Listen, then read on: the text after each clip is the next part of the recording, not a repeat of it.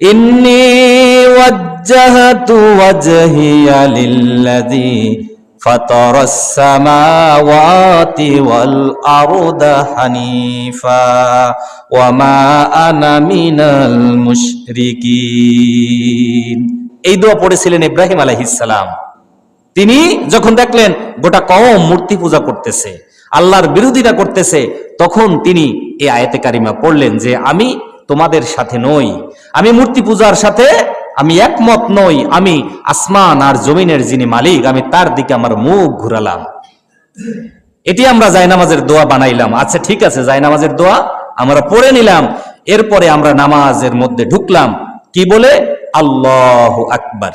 সবাই একটু হাত বাঁধেন, সবাই হাত বাঁধেন, দেখেন আল্লাহু আকবার বলেন না, আল্লাহু আকবার। হাতটা বাঁধেন এভাবে, মনে মনে ভাবেন আমি নামাজে দাঁড়াইলাম। এখন নামাজের ভিতরে যে কাজগুলো আমরা করব, সর্বপ্রথম আমরা হাত বাঁধার পরে, এটা হচ্ছে তাকবীরে তাহারিমা বাঁধা, মানে এটা একটা ফরজ।